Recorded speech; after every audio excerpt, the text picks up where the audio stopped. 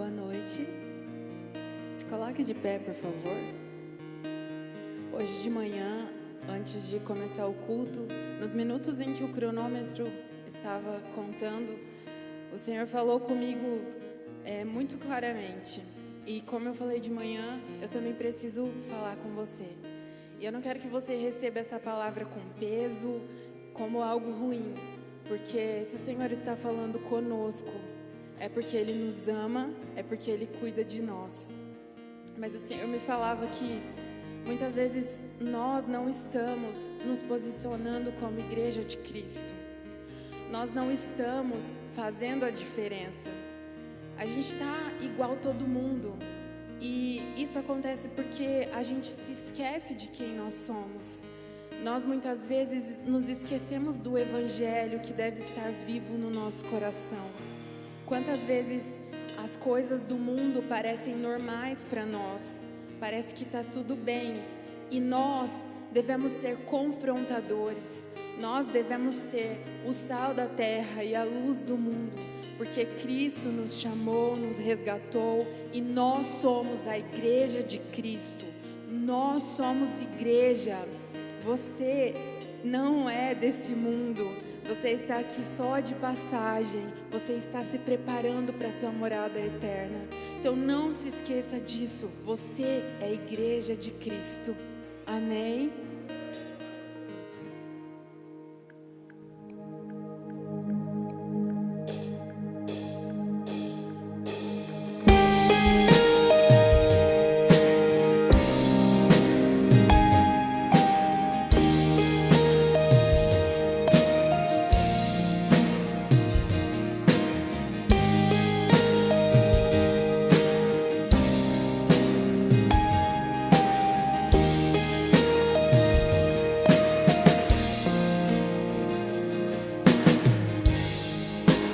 Desolados já não mais, nós somos herdeiros com Jesus, estrangeiros já não mais, agora somos filhos pela cruz, somos igreja, reino de luz, nossa bandeira, a cruz de Jesus. Somos igreja, somos nação, a tumba vazia é a nossa canção.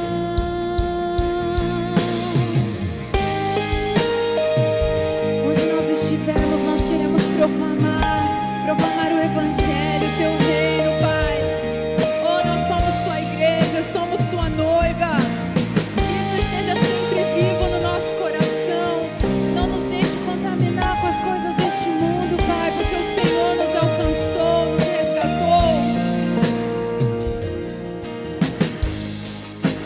Desgarrados já não mais,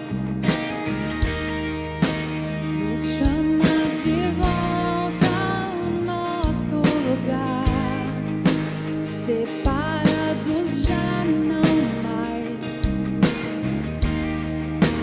sempre ao nosso lado Tu estás. Somos igreja,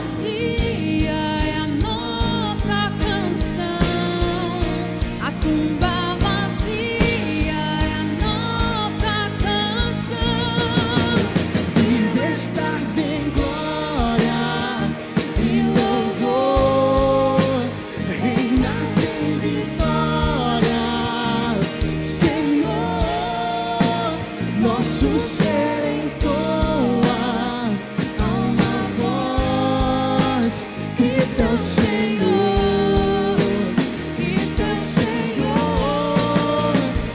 Tu estás em glória e louvor, reinas em vitória, Senhor. Nosso ser entoa a uma voz: Cristo é o Senhor, Cristo é o Senhor.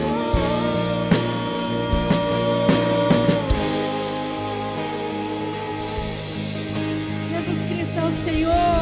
Nós declaramos com a nossa boca que Jesus Cristo é o Senhor para todos sempre. Aleluia. Aplauda esse Deus tão grande. Aleluia. Aleluia, levante as suas mãos diante do Senhor, de onde vem o nosso socorro. Levante as suas mãos e comece a declarar palavras de adoração ao Senhor. Declare, queridos, isso, a presença do Senhor já está aqui. A unção do Espírito Santo já intensifica a presença do Senhor neste lugar, de tal maneira que até o mais insensível testificará da presença do Senhor Jesus neste lugar. Senhor, nós te adoramos, te bendizemos, o Senhor é digno de toda a glória.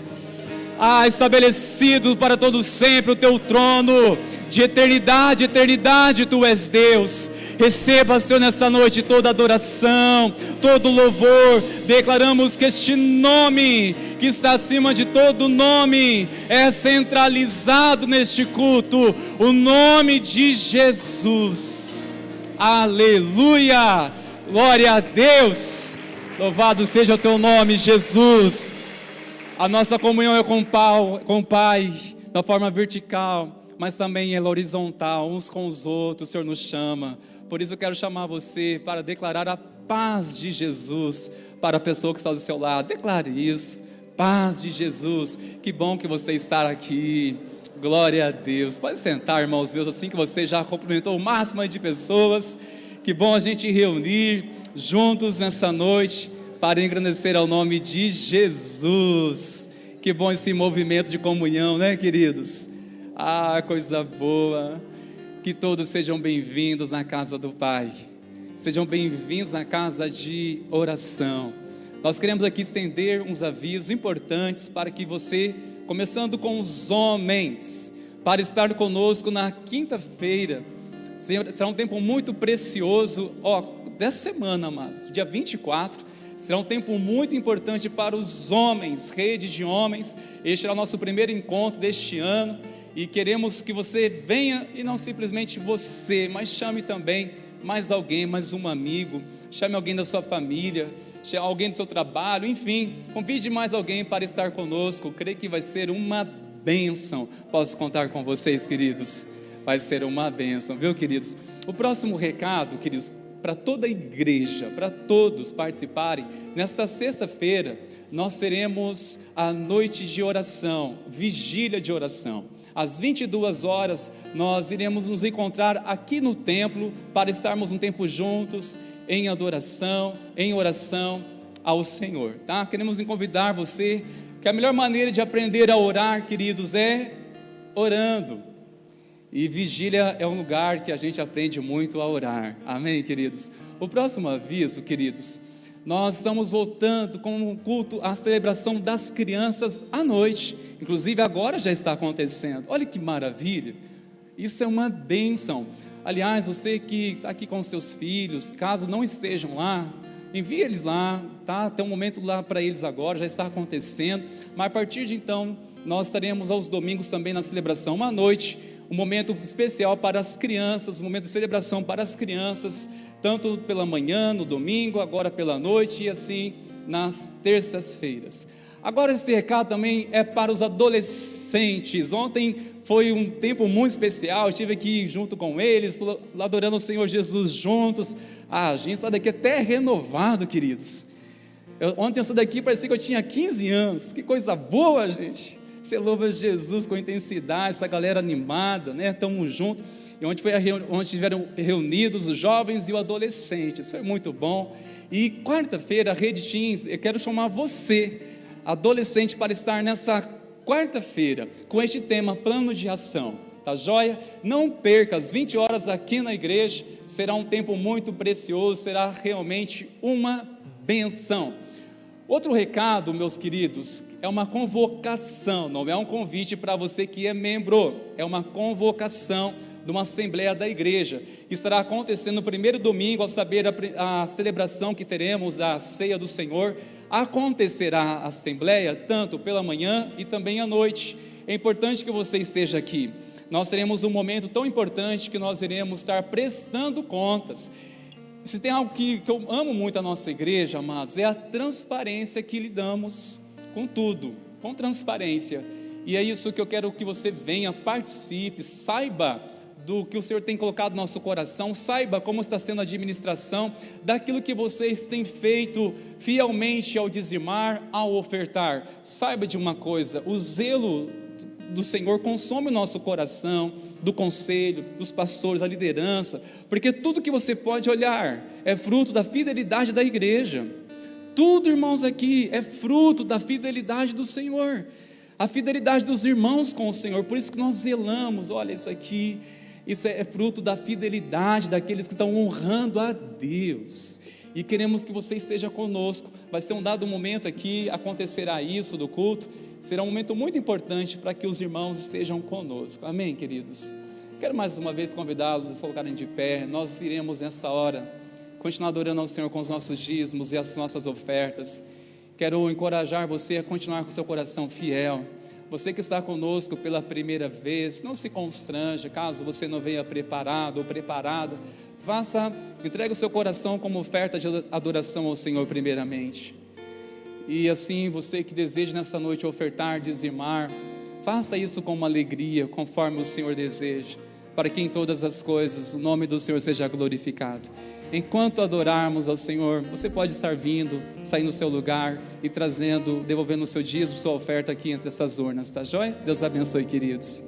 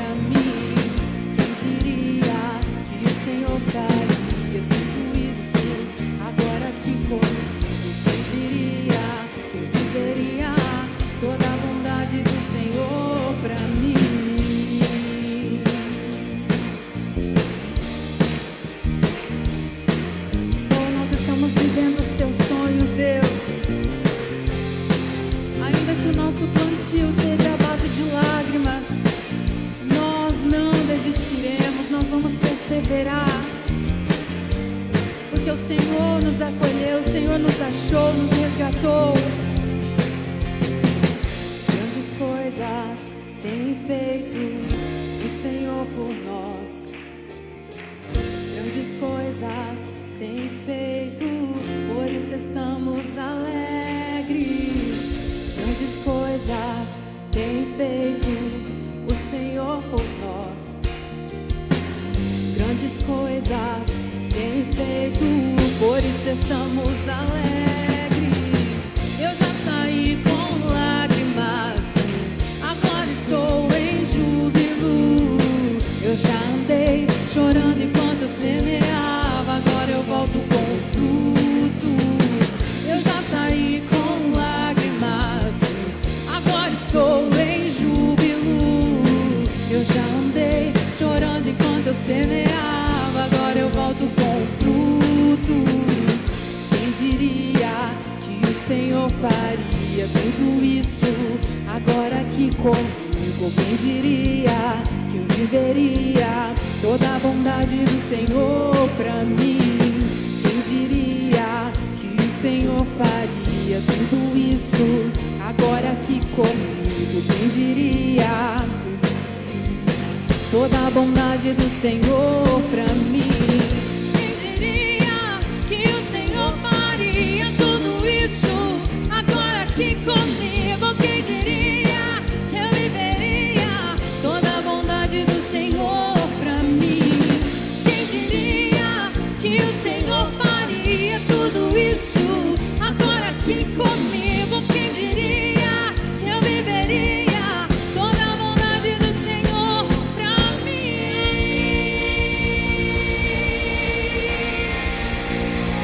O Senhor é bom, o Senhor é bom.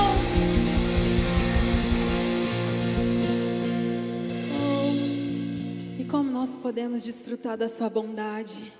Ele nos alcançou quando nós não tínhamos valor nenhum, quando o que havia em nós era só pecado. Deus arquitetou o plano perfeito para que nós pudéssemos ter vida, ter uma vida nova, cantar esta vida nova, dançar esta vida nova.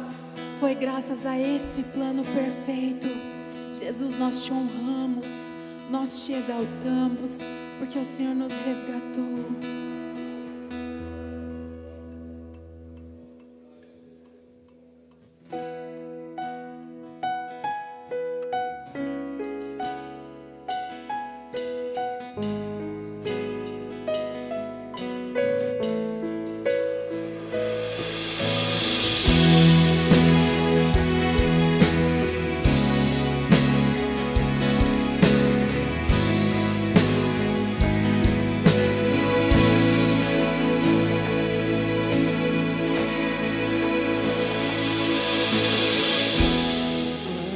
Salvar, um pacto pra selar, silêncio do céu. Resgate, salvação, encheu seu coração, ele nem hesitou.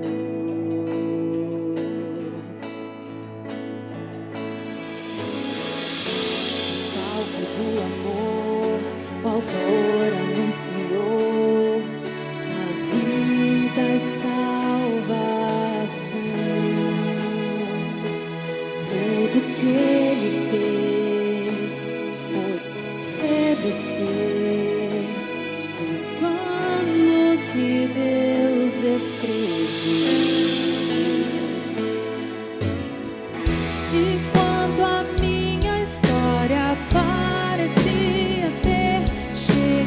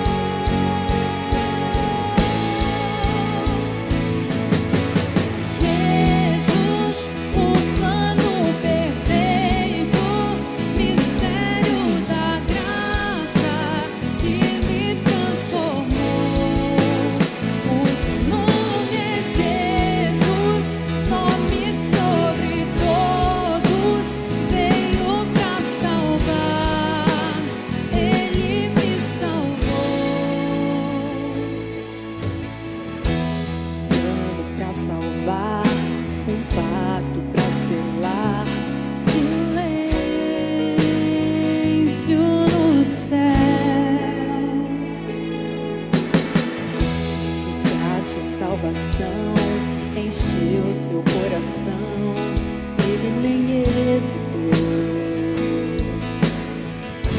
No palco do amor, o autor anunciou a vida e salvação.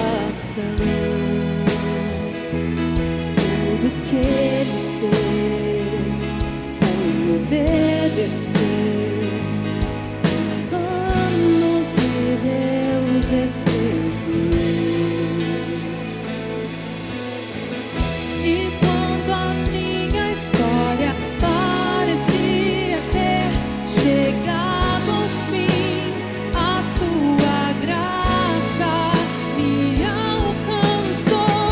E quando tudo parecia estar perdido naquela cruz, o seu sangue me libertou. Me libertou.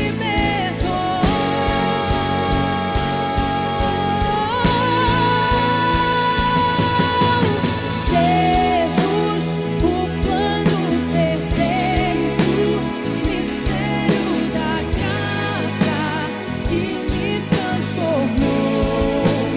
O seu nome é Jesus, nome sobre todos, veio pra salvar. Ele me salvou.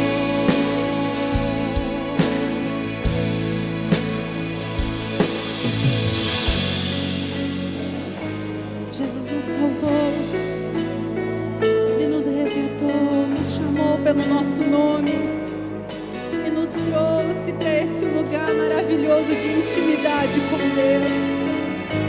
Ele nos reconciliou. Não desperdice isso.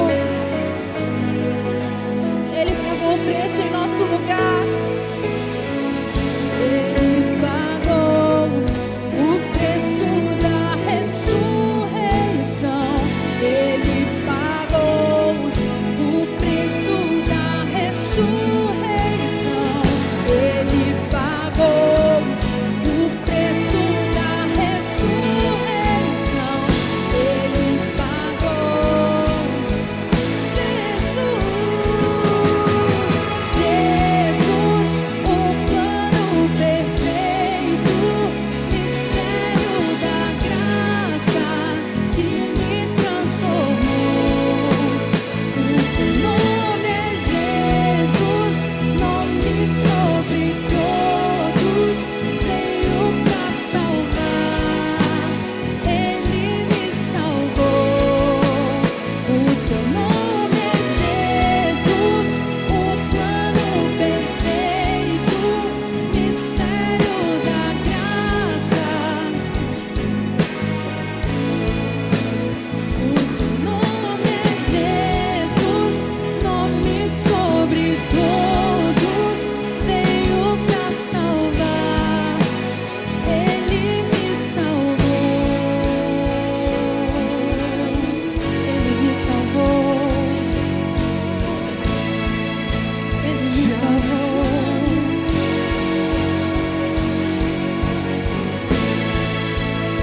Jesus nos salvou. E é por isso que nós te adoramos, te honramos, Jesus. Tu és o plano perfeito. Diga isso. Jesus, o plano perfeito.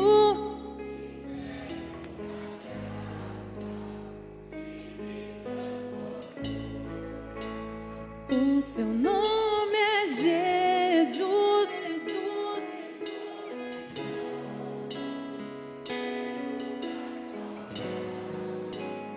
Ele me salvou. Glórias ao teu nome, Jesus. Você pode se sentar. Aleluia, glória a Deus, que bom podemos juntos adorar a esse Deus tão maravilhoso, que fez um plano tão tremendo para a nossa vida, desde o princípio de todas as coisas. Deus já reservou o plano perfeito para que você e eu estivéssemos aqui para adorar o nome dEle. Jesus é esse plano, Jesus é esse caminho que nos leva até a presença de Deus. Hoje nós vamos continuar falando sobre a nossa série de mensagens, que vai nos acompanhar aí por um bom período, para que a gente possa pensar e registrar nas nossas vidas o resgate de alguns elementos fundamentais que foram de alguma maneira subtraídos, sequestrados de nós, principalmente nesses últimos 2 anos, enquanto nós temos vivido com essas máscaras no rosto, no distanciamento social, com restrições de circulações e alguns efeitos que essa experiência de pandemia trouxe para nós, não apenas no âmbito social, mas também na nossa vida espiritual.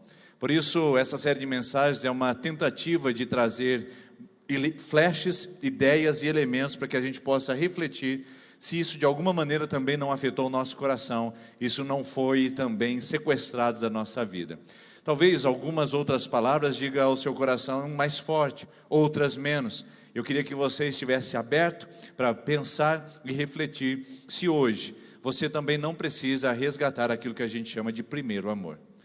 Primeiro amor é, na verdade, aquele suspiro. O primeiro amor é aquela intensidade. O primeiro amor é aquele elemento que faz a diferença, traz sentido, significado e propósito em tudo que nós fazemos. Primeiro amor é a entrega emocional naquilo que nós declaramos e aquilo que nós determinamos como principal, essencial e prioritário. É o primeiro amor que dá ênfase, é o primeiro amor que dá sentido, é o primeiro amor que enche de brilho no olhar e brilhos nos corações. Talvez as circunstâncias continuem a mesma, talvez os movimentos continuem o mesmo, mas se o primeiro amor for retirado, as respostas são diferentes. E eu gosto de falar sobre isso, principalmente numa ilustração que eu ouvi há muito tempo atrás, sobre um casal de noivos que estavam sentados no banco de uma praça, à luz da lua, e estavam lá suspirando o primeiro amor, estavam ali naquele momento de expectativa, de entusiasmo, de empolgação, onde eles estão construindo os primeiros passos para uma vida familiar. Então, naquela noite romântica, uma nuvem cobre suavemente a lua e a noiva, encantada com aquele movimento, olha para o noivo suspirando e diz: querido, por que será que essa nuvem cobriu essa lua? E então aquele outro jovem também suspirando amor, com brilho nos olhos e também com o coração apertado de tanta paixão, ele olha para ela e diz: é porque ela se escondeu, ficou com vergonha de tanta beleza, você é tão linda, tão maravilhosa, que a nuvem se escondeu atrás da nuvem. Bom, anos se passam, aquele casal já não é mais de noivos, agora é marido e mulher, já tem os seus filhos ou talvez netos, estão há um bom tempo numa caminhada juntos, e estão no mesmo banco, na mesma praça e no mesmo cenário, lua cheia, noite romântica, e de repente uma nuvem cobre a lua, e a esposa, então lembrando daqueles anos anteriores, olha para o marido e diz: querido, por que será que essa nuvem cobriu a lua? Então o marido suspira um pouco mais forte do lado da esposa e diz: você não está vendo que vai chover não, sua tola? O mesmo cenário, o mesmo banco, o mesmo ambiente, a mesma lua, tudo era o mesmo.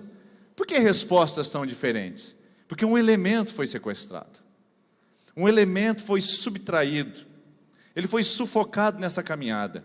O desgaste relacional fez com que a noite fosse apenas mais uma rotina, não tivesse nenhuma intensidade, não tivesse nenhum significado, e aquele momento não tivesse também nenhum propósito.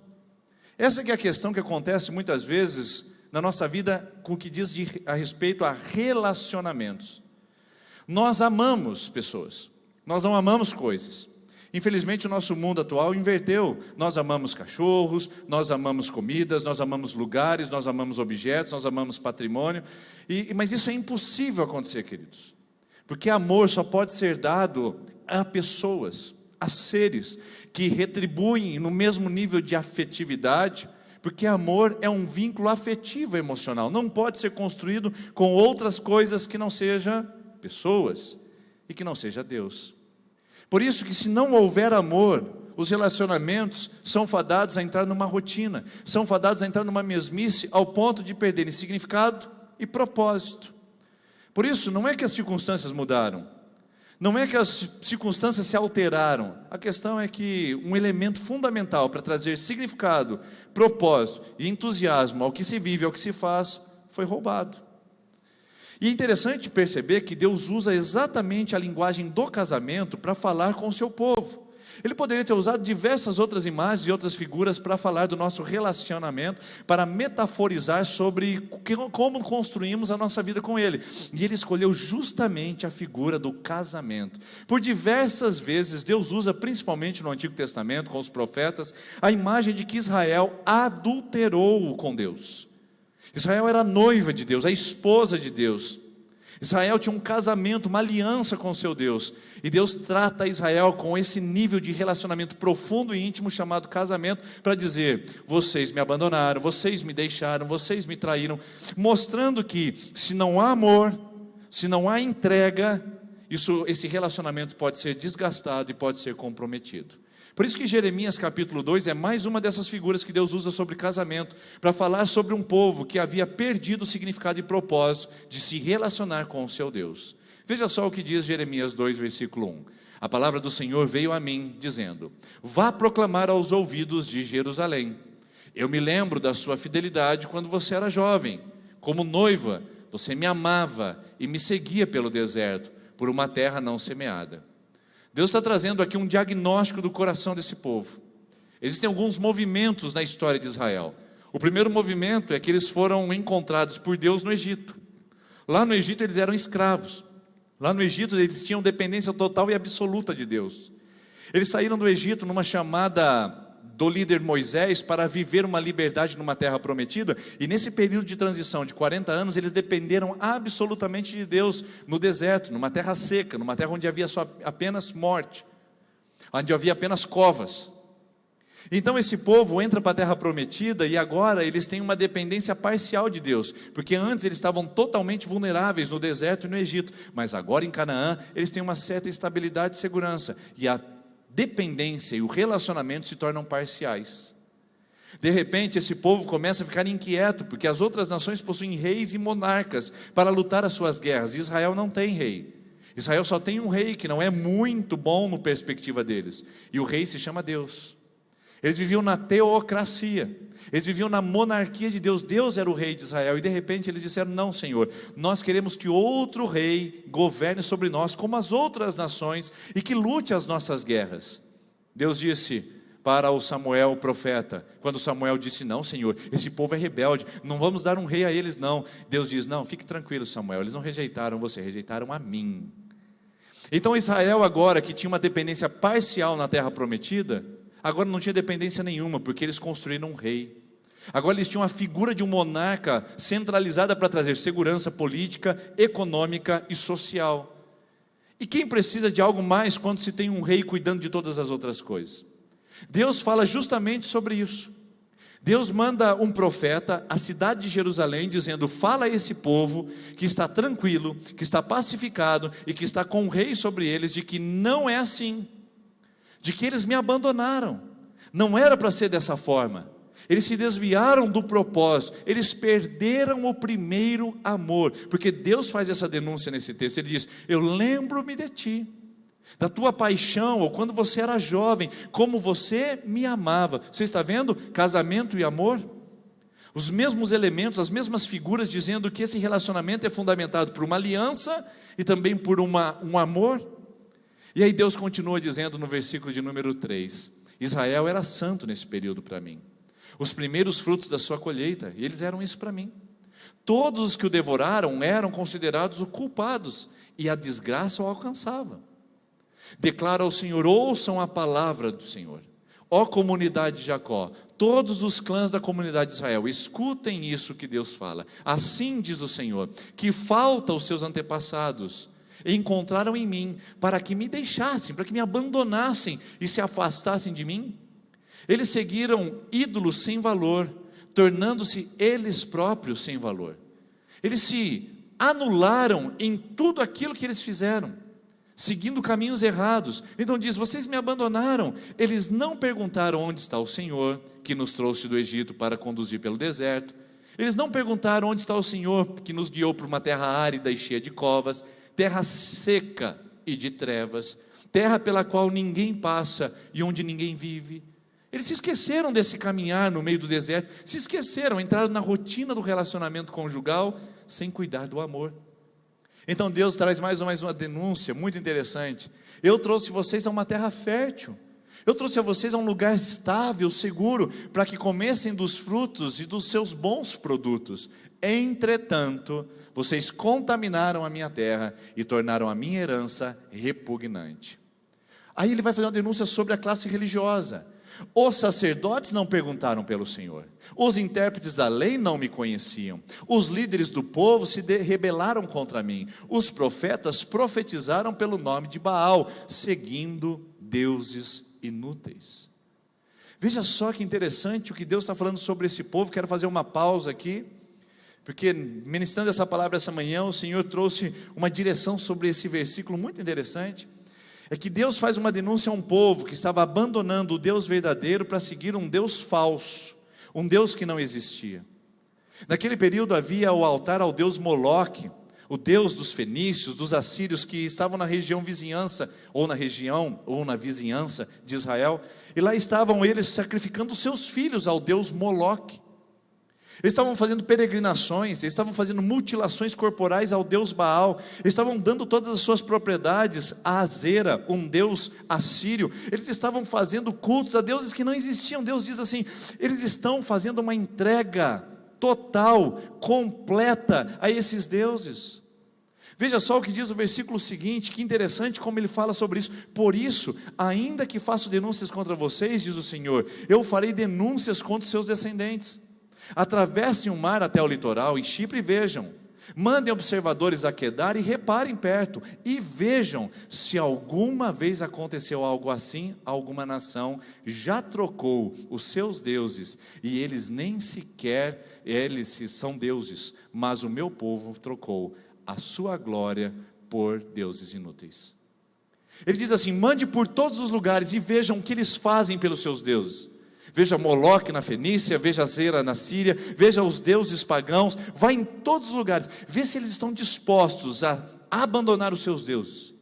Eles estão sacrificando, eles estão fazendo grandes penitências, estão fazendo grandes oferendas, eles fazem tudo pelos seus deuses, mas o meu povo se esqueceu de mim. E olha que eles nem têm deuses, porque não são deuses, são falsos, não existem. E mesmo assim eles fazem o melhor para os seus deuses, eles se agarram aos seus deuses falsos. E vocês que têm um Deus verdadeiro, vocês me abandonam. E vocês que têm um Deus vivo, vocês se esquecem. É mais ou menos assim. Vamos pegar esse pedestal aqui. O que é um pedestal? Bom, a melhor definição que eu encontrei para um pedestal é um pedestal, não tem outra função. Aí de repente vem alguém aqui e diz assim: quando eu toquei nesse pedestal, parece que entrou uma virtude em mim e eu fui curado. Aí vem um outro e fala: parece que esse pedestal tem coisas misteriosas. Aí vem um outro e diz: acho que a gente deveria acender uma vela a esse pedestal e chamá-lo de Santo Sumo Pedestal da Igreja Presbiteriana. E de repente vem alguém, se ajoelha diante do pedestal e diz: ó grande mestre pedestal, olhai por nós com sabedoria. E começa a fazer suas rezas, ou começa a fazer suas comunicações espirituais, e de repente uma coisa que não é, se torna alguma coisa no imaginário popular, onde as pessoas começam a tratar como se fosse. O que é isso? Sempre foi um pedestal. Tem poder? Não. Tem virtude? Não. Faz milagres? Não. Aí você falaria assim para mim: pastor, uma pessoa que faz isso é tola, uma pessoa que faz isso é ignorante. Como é que alguém pode se dobrar diante do pedestal? É o que Deus está falando ali naquele texto. Olhe bem, esse povo se dobra diante de pedestal, sacrifica pedestal, esse povo sacrifica filhos a pedestais, estão dispostos a fazer tudo por pedestais, mas o meu povo que me conhece, não se sacrifica a mim, não se empolga comigo, não me ama, não me abraça, não me segue, não está disposto a pagar o preço de andar comigo, me abandona, me deixa, é indiferente a mim. Aí você pode estar sentado e dizendo assim: graças a Deus que eu não adoro pedestal. Graças a Deus. Graças a Deus que eu não tenho nenhum ídolo, nenhuma imagem de escultura, eu não me dobro diante de nenhum ídolo ou nenhuma imagem fabricada. Graças a Deus. Mas quem está falando que ídolos são apenas aqueles que nós construímos com imagem? Quem diz que ídolos são apenas imagéticos? Ídolos também podem ser espirituais. Um ídolo, por exemplo, pode ser o nosso trabalho. Nós podemos estar dispostos a pagar preços e sacrificar tanta coisa ao altar do trabalho. Pode ser a nossa posição, Pode ser que nós estejamos dispostos a fazer tantas oferendas para manter o nosso nível de posição. Pode ser o dinheiro, estejamos dispostos a fazer tantas oferendas a ter mais e possuir mais dinheiro. Pode ser o nosso corpo, a nossa estética, pode ser o nosso patrimônio, pode ser o nosso relacionamento social, pode ser filhos, pode ser netos, pode ser cônjuge, pode ser pessoas, pode ser trabalho, pode ser quantas coisas forem.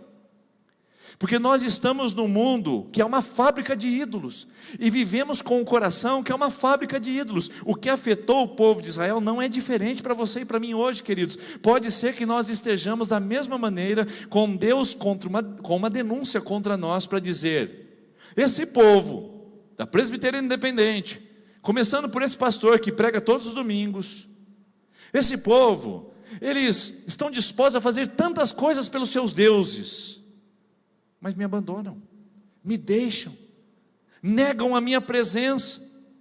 Eles se empolgam com a rotina, eles se empolgam com a vida pessoal, eles se empolgam com as conquistas individuais, mas já não tem brilho no olhar para me servir, já não tem mais paixão para andar comigo. Nós não estamos muito diferentes desse contexto, queridos. Nós não estamos muito longe dessa palavra, onde Deus diz ao profeta Jeremias: vai lá e diz para esse povo que a segurança deles se transformou em maldição, pois eles construíram ídolos que se afastaram de mim. Pode ser que Deus tenha mandado também um profeta essa noite para dizer aqui nesse lugar: vai lá e diga ao povo da IPI Sertanópolis, ou aqueles que estão assistindo pela internet, que a segurança que eles têm, que a lógica, que a matemática, que a confiança pessoal que eles têm, se transformou em um ídolo, e esse ídolo os afastou de mim. Agora, a pergunta é: qual é o resultado disso? Quando nós abandonamos o primeiro amor, quando nós abandonamos o entusiasmo, quando nós abandonamos a vibração de servir a um Deus vivo e nos apegamos a falsas propostas, a falsos interesses, as coisas vazias, vãs e inúteis, qual é o resultado? Aí vem os versículos que vão mostrar o resultado que acontece. Espantem-se diante disso, ó céus. Fiquem horrorizados e abismados, diz o Senhor. O meu povo cometeu 2 crimes. Que crimes foram esses? Eles me abandonaram, abraçaram os seus deuses, adulteraram esse casamento que deveria ser único e deveria ser exclusivo. E então eles foram contra a fonte de água vivas e cavaram para si suas próprias cisternas rachadas que não retêm as águas. Então, vamos voltar à imagem do casal sentado no mesmo banco, na mesma praça e abaixo da mesma lua? O ambiente era o mesmo, a circunstância era a mesma. O que mudou é o que os levava até aquele lugar. Estamos na mesma igreja, estamos na mesma celebração, talvez com até o mesmo pastor pregando, se você está aqui nessa igreja há menos de 7 anos. Estamos na mesma condição, e talvez o amor tenha se esfriado. Talvez o interesse por Deus tenha se apagado. Talvez nesses últimos 2 anos você priorizou suas próprias conquistas. Você disse: é tempo de cuidar de mim, é tempo de cuidar da minha família, é tempo de cuidar dos meus sonhos, é tempo de correr atrás dos meus prejuízos, é tempo de crescer, e talvez você tenha abandonado a fonte de águas vivas. O problema não é correr atrás dessas coisas, o problema não é cuidar da família, o problema não é trabalhar, o problema não é possuir patrimônio, o problema é quando você deixa a fonte de águas vivas e constrói um ídolo que nunca vai te satisfazer. Um ídolo que tem uma garganta infinita, que sempre vai pedir mais sacrifícios, mais oferendas, mais entregas, e nunca vai se satisfazer. Por isso que Deus faz um triste desabafo. E eu quero voltar agora a esse texto, agora fazendo pequenas pontuações, para que isso possa fazer sentido para você e para mim que estamos aqui essa noite. Qual é o desabafo de Deus? Não é estranho Deus desabafar? O dono do ouro e da prata, aquele que era antes de todas as coisas, aquele que não foi gerado e nem foi criado, aquele que não precisa de nada fora dele para existir, aquele que é desde todo sempre, ele simplesmente olha para o abandono do seu povo, da sua presença, chama isso de adultério, chama isso de um casamento falido, e olha para o seu povo e faz esse seguinte desabafo. Vamos voltar ao texto. Eu lembro da sua fidelidade. Deus tem saudade de você, Deus tem saudade de mim. Eu não sei por quais caminhos você tem andado nesses últimos 2 anos, eu não sei por quais trilhas os seus pés pisaram ou passaram nesses períodos de afastamento, de esfriamento. Eu não sei quantas escolhas machucaram seu coração, te afastaram de Deus, te abandonaram. E a palavra para você essa noite não é que Deus virou as costas e disse, como talvez o seu cônjuge disse, essa mulher não é para mim. Ou como talvez o seu namorado disse, essa mulher não é para mim. Ou como talvez a sua esposa disse, esse homem não vale nada. Não, Deus não fez isso com você. Você pode ter errado, você pode ter se afastado, você pode ter esfriado seu coração. E Deus olha e diz, eu lembro de você.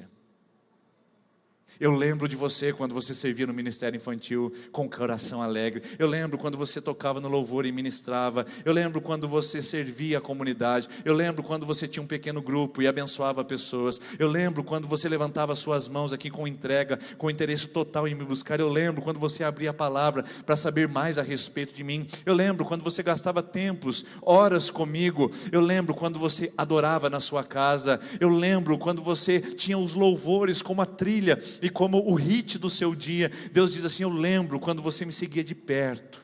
O que aconteceu com você que foi tão longe? O que aconteceu com você que abandonou? O que aconteceu com você que abandonou a minha presença, que deixou a intimidade comigo, que me tratou como uma monotonia, como um casamento fracassado? Eu acho que esse desabafo é tão lindo, queridos, que mostra um Deus que se liga e se conecta a nós pela realidade do amor. É tão triste que muitos de nós nos ligamos e conectamos a Deus só pela realidade da troca. Muitos de nós nos afastamos de Deus porque Ele não deu o que nos interessava. Muitos de nós nos afastamos de Deus porque Ele frustrou alguns dos nossos planos pessoais. E muitos de nós nos afastamos de Deus porque as circunstâncias mudaram. Agora a minha pergunta para você é a seguinte: a lua foi coberta por uma nuvem, o seu coração ficou olhando para aquela situação, e você se perguntou, Deus, onde o Senhor está? E Deus disse, eu sempre estive aqui. É o seu coração que mudou, é o seu sentimento em relação a mim que mudou. Irmãos, Deus, diz a palavra do Senhor em Hebreus capítulo 13, versículo 8, Jesus Cristo é o mesmo ontem, hoje e sempre. Deus não mudou na pandemia, nós que mudamos. Nós que nos esfriamos, nós que colocamos outras prioridades, nós que dissemos em algum momento, agora é minha vez, agora é minha hora, não posso perder tempo com coisas da igreja, eu não posso perder tempo com as coisas de Deus agora, eu preciso aproveitar essa oportunidade. Meu Deus, o que será amanhã? Tanta ansiedade nos sufocando, tantas coisas arquitetando contra nós, e nós fizemos uma escolha terrível, abandonar a fonte de águas vivas. E Deus traz essa denúncia, ao mesmo tempo que é um convite. É uma denúncia porque Ele fala, você me abandonou. Sim, você está na mesma igreja, no mesmo banco, talvez você esteja na mesma cidade, na mesma condição, mas você me deixou. Você me abandonou, você não é mais a mesma pessoa. Aquela pessoa que se empolgava comigo, que brilhava os olhos comigo, aquela pessoa que se interessava por mim, você me abandonou. Essa é uma denúncia, é forte, é séria, mas ao mesmo tempo, vem, eu lembro de você. Eu lembro porque eu tenho nostalgia, eu tenho saudade de você. Então eu quero dizer com uma palavra muito carinhosa para o seu coração aqui essa noite, Deus tem saudade de quando você o seguia de uma maneira mais íntima, mais íntegra, mais entregue e mais dedicada. Deus tem saudade. Ele não te condena, Ele só te convida para você refletir o que aconteceu para que você caísse desse lugar. E a resposta está no próprio texto, e talvez seja isso que aconteça para muitos de nós. O texto diz que existem 3 coisas que aconteceu, e que a triste atitude desse povo fez com que eles se afastassem do seu Deus, e que pode ser uma delas sua, pode ser uma delas a minha, ou pode ser todas elas as nossas. Vamos dar uma olhada? Primeira atitude desse povo, eu vou chamar de atitude de esquecimento. Veja só esse texto, o que é que Deus fala, nós já lemos, eu vou só recapitular. Vocês não perguntaram onde está o Senhor. Quando vocês entraram na terra prometida, vocês não se perguntaram sobre mim. Vocês se empolgaram com os frutos, vocês se encantaram com as casas, vocês perceberam a segurança, e então vocês fizeram o que nunca deveriam ter feito, vocês se esqueceram de mim. Em Deuteronômio capítulo 6, Deus dá uma advertência através do grande líder Moisés, e Ele diz para o povo de Israel, quando vocês entrarem na terra que mana leite e mel, porque lá o negócio é bom, lá o negócio flui, lá o negócio é prometido, lá o negócio é próspero, quando vocês entrarem na terra que mana leite e mel, por favor, não se esqueçam de mim. Deus diz, quando vocês estiverem no melhor momento da vida de vocês, porque eles estavam no Egito agora há pouco, no pior momento, mas quando vocês estiverem no melhor momento da vida de vocês, lembrem-se de mim. Lembre-se do Senhor teu Deus, que te guiou por esse deserto, esses 40 anos, não deixou a sandália dos seus pés se desgastarem, nem a veste dos seus corpos se envelhecer. Esse Deus estará com vocês nessa terra prometida. E o que o povo faz? Vira as costas para Deus. Quando eles têm segurança, quando eles têm proteção e quando eles têm condições de confiar em suas próprias forças, eles se esquecem de Deus. E a gente vai condenar eles, irmãos. Nós vamos de alguma maneira confrontá-los, porque essa é a nossa atitude. Essa é a nossa realidade muitas vezes, um abandono intencional de Deus só porque as coisas melhoraram. Um esquecimento do que Deus fez por nós, de onde Ele nos tirou, como Ele trabalhou a nossa vida. Quando Davi sobe ao trono, e Davi está cercado de honras, quando Davi está cercado de poderes, quando Davi está cercado de súditos, Deus olha para Davi e fala assim: não te esqueça de onde eu te tirei de trás das malhadas, ou seja, de trás de um bando de ovelhas, você cheirava bode, agora você é rei. Irmãos, muitas vezes a gente se esquece do caminho que a gente percorreu para chegar até aqui. Nossa memória é fraca, nossa memória tem às vezes amnésia espiritual, e a gente diz: não, Deus não é fiel, não, Deus não se importa, não, Deus não vai se importar. Não, queridos, quem disse isso? A nossa memória é fraca. Talvez seja por isso que o Salmo 103, no versículo 3, o salmista diz assim: Senhor, que tudo que há em mim bendiga o seu santo nome, e que eu nunca me esqueça, olha a palavra dele, que eu nunca tenha amnésia, que eu nunca deixe de me lembrar de nenhum dos seus benefícios. Deus foi bom com você? Não se esqueça disso. Deus é bom com você? Não se esqueça disso. Deus será bom com você? Não se esqueça disso. Passado, presente, futuro, tomado por uma memória de que Deus está presente, e eu não vou me esquecer do que Ele é ou do que Ele fez na minha vida. Mas a gente tem a tendência disso. Um coração que é uma fábrica de ídolos, ele pode se inclinar rapidamente ao esquecimento e dizer: não, quem me trouxe aqui foi a minha competência, quem me trouxe aqui foi a minha qualidade, foi o meu esforço, foi o meu trabalho, foi a minha dedicação, foi a família que eu nasci, foi a oportunidade que apareceu, foi a pessoa que acreditou em mim, foi o médico que me curou, foi o tratamento que me salvou. Quem é que te trouxe até aqui? Não se esqueça, porque casamento nenhum dá certo quando existe esquecimento.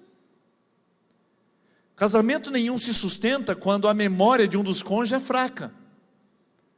Bom, começa pelo esquecimento de datas. Não lembra a data de casamento, não lembra a data de namoro, não lembra a data que nasceu os filhos, não lembra o aniversário da esposa, não lembra o aniversário do marido. Como é que sustenta um casamento desse onde a pessoa nunca se lembra de nada? Sem falar dos esquecimentos das coisas que foram passadas.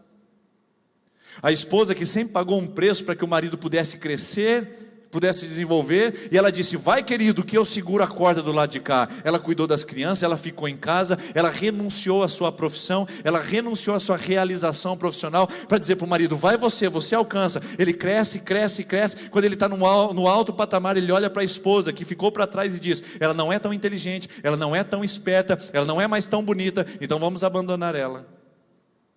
Isso acontece com muita frequência. O camarada esqueceu de quem foi que encaminhou ele até aquele lugar, e quando ele olha para trás, ele não consegue lembrar de quem é que estava ao seu lado. Tem um casal que eu aconselhei certa vez, e eles se separaram por um período, mas depois acabaram voltando, graças a Deus, e eles estavam brigando e com muitos conflitos conjugais, porque haviam se esquecido de quanta poeira eles tinham comido no meio do caminho da jornada conjugal, literalmente. Eles agora tinham casa, tinham carro, tinham condições de ir e vir com segurança, e de repente um olhou para o outro e disse: você não me ajuda. Um olhou para o outro e disse: você não me ama. E nessa situação a gente foi buscando memórias e fomos fazendo um tratamento. De repente um deles soltou: você lembra quando você estava do meu lado? A gente não tinha dinheiro nem para ter uma bicicleta, a gente vinha do sítio a pé, passava aqueles carros, jogava as poeiras na nossa cara, a gente às vezes estava indo para o centro, estava indo para o comércio, estava indo fazer compra a pé, no sítio, jogava aquela poeira na nossa cara. E você lembra que você disse para mim um dia: quando nós tivermos um carro, nós não vamos mais passar por isso. Pois é, nós temos um carro e você me abandonou. Memória fraca. Queridos, quantas vezes nós esquecemos do que fizeram por nós?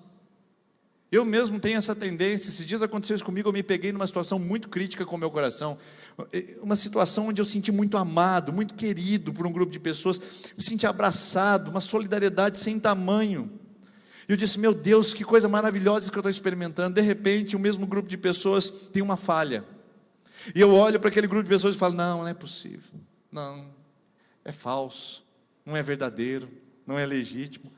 E de repente eu fiquei com aquela imagem de que não, eles não fizeram nada por mim, só me causaram dano. Irmãos, como é difícil a gente manter o nosso coração nas boas memórias, nas memórias do que fizeram por nós, e não nas ingratidões. Guimarães Rosa é um autor e escritor brasileiro, e ele diz o seguinte: o dia do benefício é a véspera da ingratidão.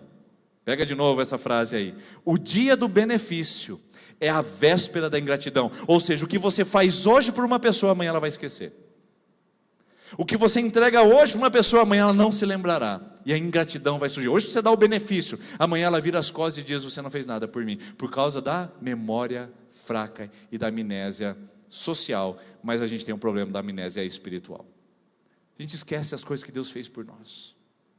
A gente esquece de onde Deus nos tirou. A gente esquece do caminho de pecado que a gente vivia, na sujeira, no lixo, e de repente a gente está flertando de novo com aquelas práticas. A gente se esquece da miséria, da fragilidade, da privação que a gente passava, e de repente a prosperidade é um ídolo no nosso coração que nos afasta de Deus. A gente se esquece de quanta coisa Deus colocou no nosso caminho, quantos livramentos, quantas oportunidades Deus nos trouxe, e nós nos esquecemos. E focamos em coisas que podem nos afastar dele. Então a primeira coisa que esse povo fez é, quando eles chegaram na terra prometida, eles se esqueceram dos benefícios de Deus. A sua oração e a minha oração para o nosso coração ser resgatado, o primeiro amor é, Deus, não me deixe esquecer mais, me faça lembrar todas as manhãs como são grandes as suas misericórdias por mim. Segundo, esse povo teve um certo nível de comodidade. O texto diz que quando eles entraram em terra fértil, eles se acomodaram. Interessante que segurança pode ser um grande prejuízo. Irmãos, eu fico triste porque tem gente que tem que passar perrengue a vida toda para ficar no altar. Porque se ele tiver um alívio, ele afasta de Deus. É gente que não consegue lidar com um senso de segurança e comodidade. É gente que não consegue abraçar o conforto, porque se torna um ídolo. E o afastamento imediato da presença de Deus. Então, deixa eu dizer uma coisa com muita sabedoria aqui. Às vezes, irmãos, às vezes, não é, talvez, não é regra, mas existem suas exceções. Mas às vezes tua vida não vai para frente porque Deus quer manter você no altar. Porque Ele sabe que esse ídolo vai te desviar, vai te abater, vai te destruir. Foi o que aconteceu com o povo de Israel. Quando eles tinham a terra segura, eles se esqueceram de Deus. A comodidade pode ser um risco para o nosso coração. Por isso que a gente precisa se perguntar o tempo todo, será que eu estou sendo desafiado por Deus a viver com Ele, a pagar um preço por Ele, a andar com Ele? Cuidado com o nível de comodidade que pode estar estrangulando o seu nível de entrega a Deus.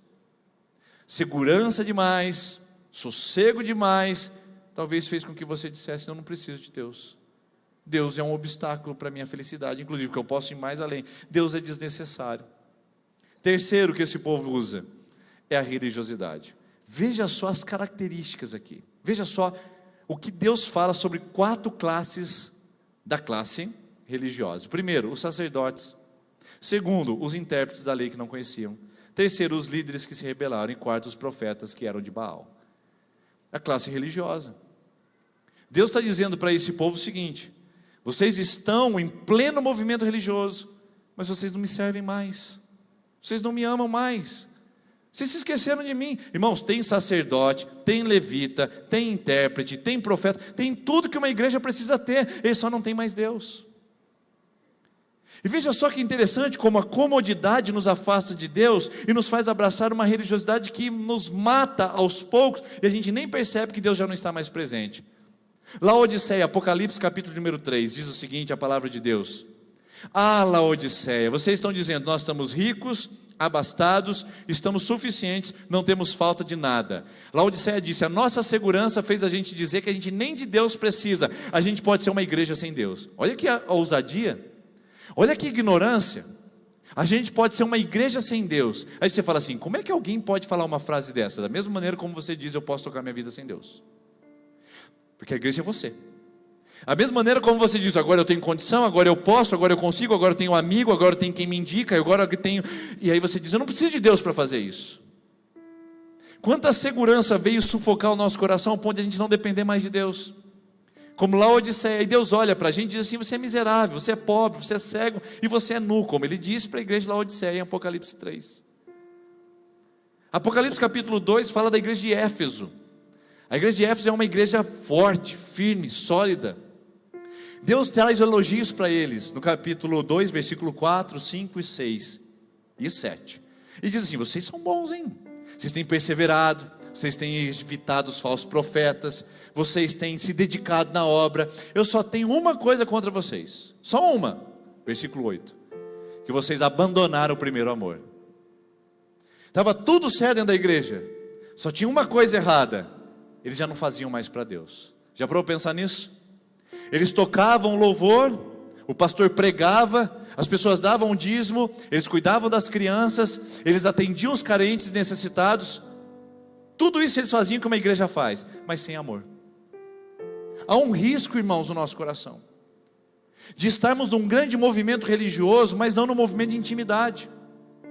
Estarmos atendendo a uma demanda simplesmente eclesiástica, denominacional, onde a gente tem horário de culto, mas a gente não tem mais vibração por Deus. A gente dá o dízimo por obrigação, a gente vem na igreja porque tem que vir, a gente faz ministério porque a gente precisa fazer alguma coisa com o dom que nós temos, mas sem amor, sem entrega. E Paulo diz, se eu fizer as coisas sem amor, de nada vale. Se não tiver amor, tudo se torna inútil, tudo se torna em vão. Irmãos, por isso que Deus faz a comparação entre casamento e relacionamento com Deus. Por quê? É possível que uma pessoa esteja casada e não ame mais seu cônjuge? É comum isso. Pessoas que repartem a mesma conta bancária, mas que não têm mais a mesma cumplicidade de coração. Gente que mora debaixo do mesmo teto, mas não tem mais os mesmos sonhos. É comum. Pessoas casadas, mas que já não vivem mais pelo seu casamento, já não cuidam mais do seu casamento. É possível que isso aconteça na vida conjugal, e é possível que isso aconteça na vida espiritual. Pode ser que eu seja religioso, mas não ame a Deus. E é bem provável que quando eu sou religioso, eu não tenho vibração nenhuma por Deus, porque tudo que eu faço é obedecer regras, mandamentos e prescrições, porque eu não tenho intimidade com Deus. Deus faz uma denúncia a esse povo dizendo, vocês têm grande movimento religioso, só está faltando uma coisa, vocês me esqueceram. Jesus disse em Mateus 15, versículo 8, esse povo me honra com os lábios, mas seu coração está longe de mim. Posso traduzir isso de uma maneira melhor? Esse povo está casado comigo, mas a gente dorme em cama separada. É mais ou menos isso. A figura do casamento é essa. Esse povo diz que tem uma certidão de casamento comigo, mas eles não conversam comigo há muito tempo, eles me ignoram, a gente dorme em quartos separados, eles nem me procuram para que a gente possa ter uma conversa sábia e sensata. Quantas vezes, irmãos, nós estamos dentro de uma religião com o nosso coração separado de Deus? Por isso a gente precisa resgatar o primeiro amor. Porque sem amor, a gente vai sentar no banco, a gente vai olhar para a lua e a gente não vai ver sentido nenhum de estar ali, nenhum sentido de estar aqui, nenhum sentido de fazer o que nós fazemos. Por isso que Jesus disse em Marcos capítulo 11, quando ele entra no templo, está tendo maior movimentação, o povo está vendendo, está comprando, está sacrificando, os sacerdotes estão animados, os profetas estão fazendo ali a algazarra, está tudo acontecendo na religião. Jesus entra, olha para o templo e diz, espera aí, deixa eu só tombar a mesa de alguns cambistas, expulsa o camarada, pega o chicote, estrala na costa do povo, sai daqui, cambada. O que estão fazendo na minha casa? A casa do meu pai é casa de oração. O que é oração? É relacionamento. E vocês transformaram isso no mercado de troca, num lugar só de ladrão. Movimento religioso não é mesmo de intimidade espiritual, queridos. A gente não se empolga com o movimento religioso, a gente tem que se empolgar com o relacionamento com Deus. Então eu pergunto para você, será que o primeiro amor não foi sufocado e diminuído por causa da religião? Você não é um religioso sentado nos bancos aos domingos? Você não tem uma hora com Deus que você renega e rejeita o resto da sua semana? É uma pergunta, não estou te atacando, eu estou perguntando para a gente refletir. Quem Deus é na segunda-feira de manhã para você? Quem Deus é na sexta-feira à noite, quando sextou no seu Facebook? Quem Deus é para você quando as coisas se apagam aqui? Quem Deus é? Porque você já pensou meu relacionamento com a minha esposa? Eu rejeito ela de segunda a sábado. Eu digo para ela, olha, de segunda a sábado a gente não conversa, a gente não se vê, a gente não se toca. Mas domingo é o nosso dia, querida. É o dia do nosso casamento. Aí domingo eu quero falar com você, aí domingo eu quero dormir com você, domingo eu quero ficar com você, domingo eu quero gastar tempo com você, mas não pode passar de 1h30, porque senão eu vou embora. Você entendeu a associação? Nós ficamos de segunda a sábado fazendo as nossas coisas, cultuando os nossos ídolos, e aí no domingo a gente quer dar 1h30 de relacionamento com Deus, e esse casamento não está bem, esse casamento não se sustenta. Assim como se eu fizesse isso com a minha esposa, ela teria me abandonado há muito tempo. Não dá para viver assim, não dá para cuidar de um casamento uma vez por semana, 1h30, é um casamento constante e contínuo. O casamento é igual ao jardim, não é verdade? Se a gente não cuidar hoje, amanhã ele vai estar maior ainda e com mais quiçaça, mais ervas daninhas. A gente foi viajar, eu fiquei 13 dias fora quando eu voltei para minha casa. E eu fiquei sabendo que estava chovendo bastante aqui, sol, chuva. Quando eu cheguei em casa, olhei para o meu quintal, quase que eu liguei para a prefeitura. Ele tem que trazer uma roçadeira, bobcat, tem que trazer o Ibama, para ver se não tem onça aqui dentro, né? Gente, 13 dias, essa altura, coisas começaram a mudar. Eu falei, meu Deus, mas eu cortei esse jardim 1 semana antes de viajar, como é que ele está dessa maneira? Porque jardim é assim, se você não cuidar, ele desanda. Casamento é assim, se você não cuidar, ele desanda. Vida com Deus é assim, se você for só religioso, ele desanda. Não dá para ser religioso e servir a Deus, só dá para ser discípulo de Jesus e amá-lo de todo o coração. Então, a gente precisa voltar ao primeiro amor, irmãos. A gente precisa se empolgar com essas coisas de Deus, porque senão vai ser frio, e vai ser só uma movimentação religiosa, e Deus não se empolga com isso. Deus se empolga com corações que falam com Ele, que conversam com Ele, que oram a Ele, e que têm intimidade com Ele. Por isso, o resultado é esse. O triste desabafo de Deus, a triste atitude desse povo, leva ao triste e comum, tá bom? É comum, isso aí é como 2 mais 2, o triste e comum resultado de abandonar o primeiro amor. Qual é o triste e comum resultado de abandonar o primeiro amor? Olha aí, o texto a gente leu, você só não tinha visto ainda. O resultado é o seguinte: vocês me abandonaram e cavaram suas próprias cisternas rachadas que não retêm água. O que Deus está dizendo é: vocês me rejeitaram. Aí o povo pode estar dizendo, mas como, Deus, nós te rejeitamos? A gente vai no templo todo domingo. Aí Deus olha para eles e diz o seguinte: mas vocês têm outros ídolos, vocês dividem o amor de vocês comigo. Eu não sou um amor para ser entregue aos outros, eu sou um amor único e exclusivo. Irmão, você já viu mulher adúltera? Homem adúltero? Um amante? A amante não se importa de ser a outra. Ela não se importa de ser a outra. Mas a esposa se importa de ser a outra, assim, ela não quer, porque ela casou para ser exclusiva. Mas a amante não tem essa preocupação. Os falsos deuses não se importam de serem os outros. Não tem problema, desde que você esteja no altar dos falsos deuses, e esteja no domingo à noite na igreja, está tudo bem. Os falsos deuses não se importam com isso, mas Deus não tolera dividir o seu amor com falsos deuses. Deus não admite isso, irmãos. Deus quer um amor exclusivo. Deus é um Deus ciumento, diz as Escrituras. Ele não define, ou Ele não permite que o seu amor seja distribuído a falsos deuses, que haja um adultério espiritual na sua alma. Ele não admite isso. Por isso que Ele fala, esse povo me abandonou. Mas como, Deus, que a gente abandonou se a gente está indo na igreja e dando dízimo? Não, vocês estão indo na igreja e dando dízimo, mas também estão nos altares dos falsos deuses. Isso configura como abandono. Assim como se a gente fizesse isso no casamento, pagasse as contas, se a gente fosse pessoas que estivessem presentes na mesa na hora do almoço e tivéssemos outras pessoas para deitar na cama, assim mesmo a gente estaria abandonando nosso lar. Mesmo que a gente tivesse responsabilidade financeira dentro da nossa casa, então tivéssemos responsabilidade afetiva, mesmo assim estaríamos abandonando nossos cônjuges. E Deus faz essa denúncia: vocês me abandonaram. Eu não divido amores, eu quero seu amor exclusivo, eu quero seu amor total e pleno. Então a palavra para você e para mim essa noite é: volte ao primeiro amor. Onde é que você está dividindo a sua atenção? Onde é que você caiu?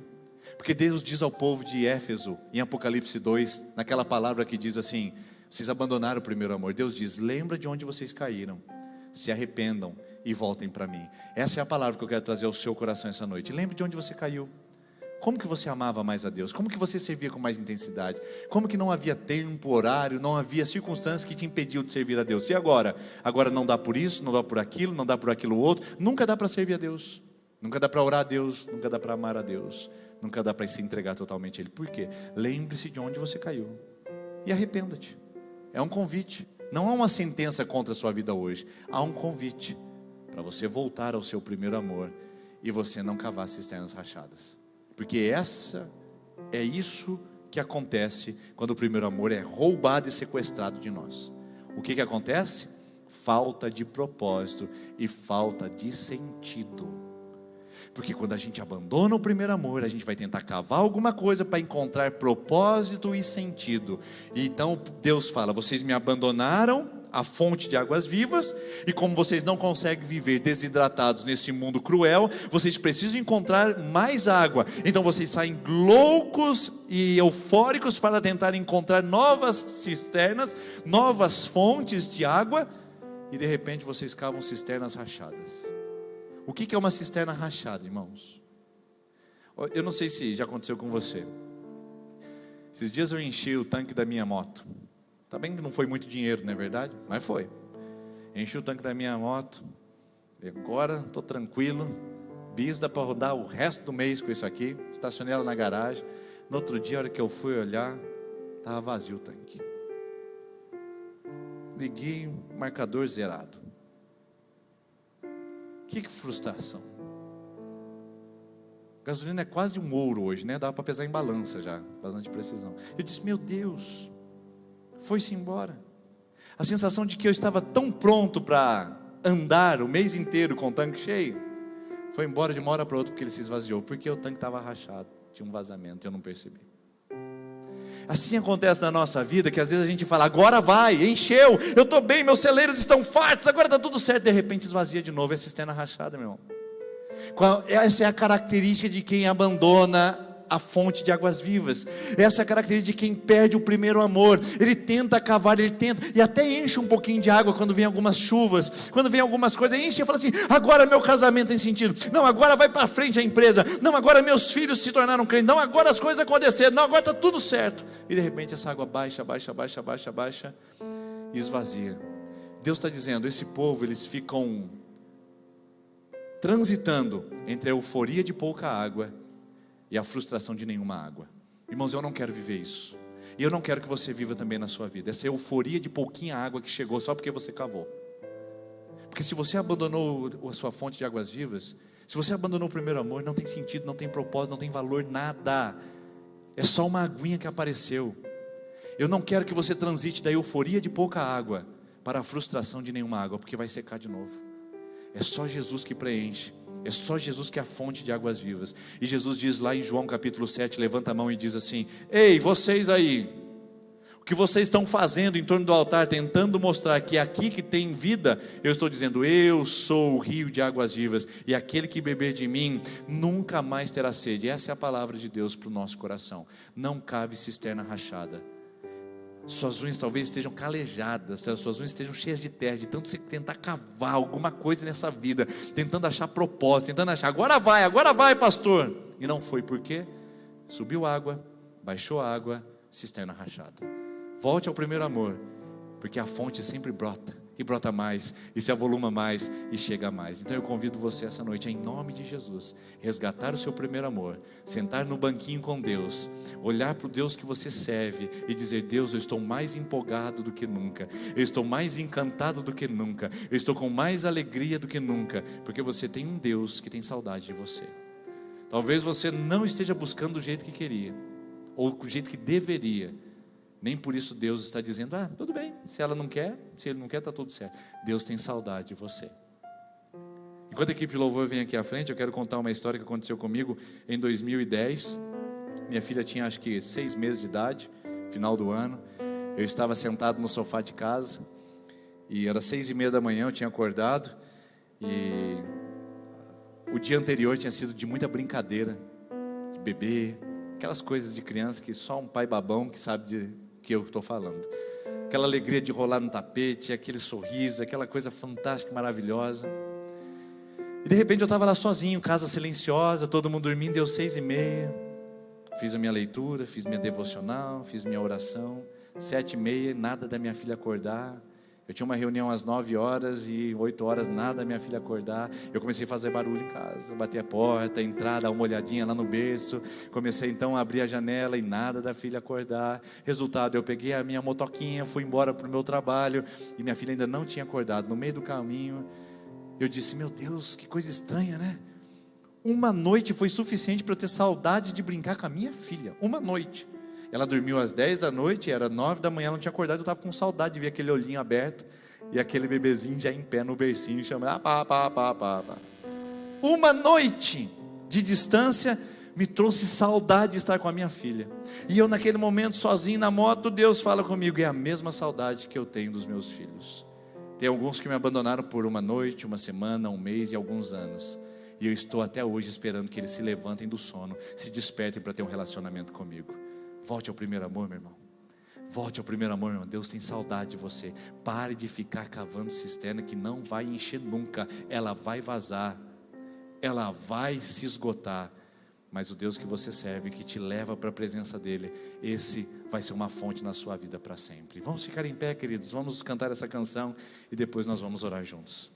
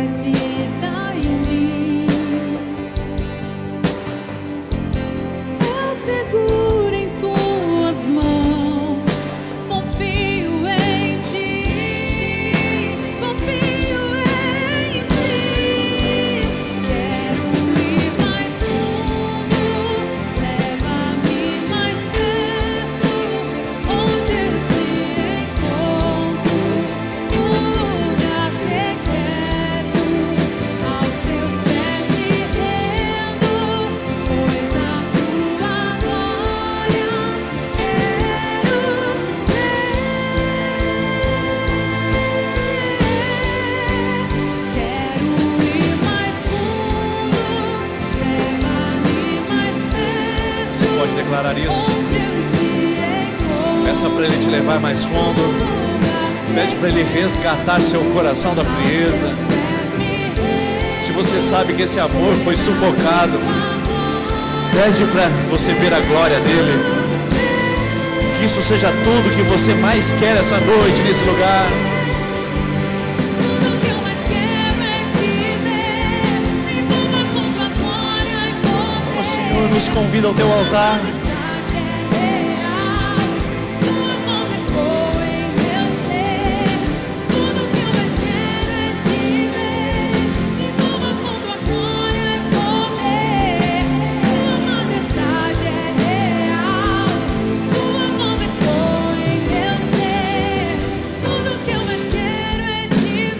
Você pode dizer isso ao Senhor Jesus?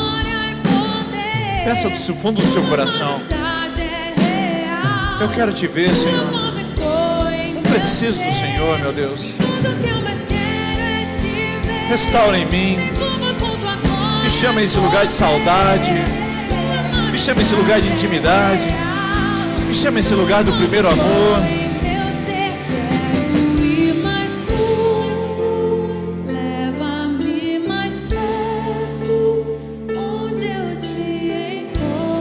Esse é o lugar secreto. Esse é o lugar. Aos teus pés me rendo, pois a tua glória quero ver. Senhor Jesus, nós apresentamos a nossa vida diante do seu altar, Pai. Nós queremos resgatar essa intensidade, essa paixão, esse brilho no olhar de servir ao Senhor, de amar ao Senhor. Então, Pai, dá o despertamento nesta igreja de amor, dá o despertamento nessa igreja de paixão pela tua presença, Pai. Não pela denominação, não pelas doutrinas, não pelas programações e as atividades que estão voltando, mas uma paixão pela tua presença. A começar por essa vigília na sexta-feira, o desejo de buscar e conhecer mais o Senhor.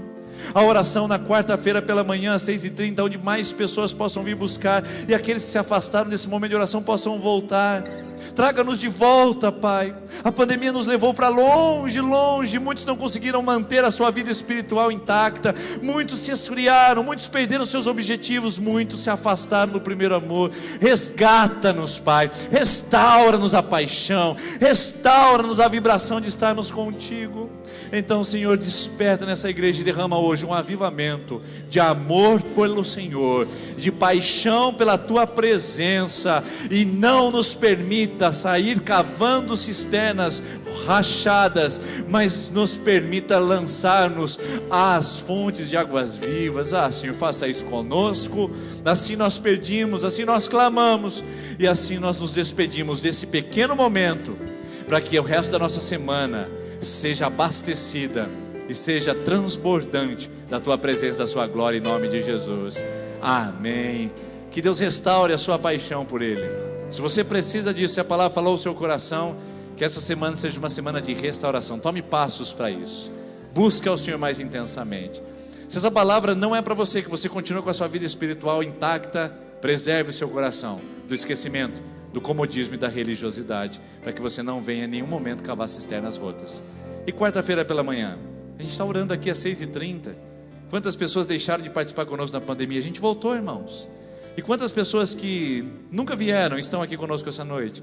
A gente está aqui. Vamos buscar a Deus. Eu convido você quarta-feira às 6h30 a vir buscar a Deus conosco aqui nesse lugar também. Deus abençoe, uma boa semana. Resgate sua paixão em nome de Jesus.